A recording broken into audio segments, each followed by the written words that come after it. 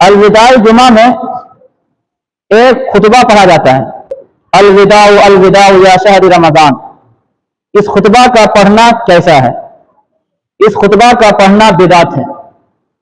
الوداع الوداع اس خطبہ کو پڑھنا الوداع والے جمعہ میں بدعت ہے، شریعت میں اس کی کوئی اصلیت نہیں ہے۔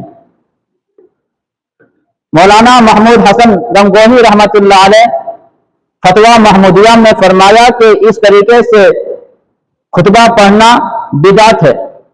مولانا عبد الرحیم صاحب رحمۃ اللہ علیہ لاجپوری نے فتویٰ رحیمیہ میں فرمایا اس طریقے کا خطبہ پڑھنا بدعت ہے۔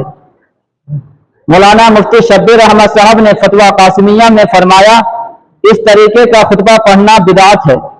مولانا عزیز الرحمان رحمۃ اللہ علیہ نے فرمایا کہ اس طریقے سے خطبہ پڑھنا بدعت ہے۔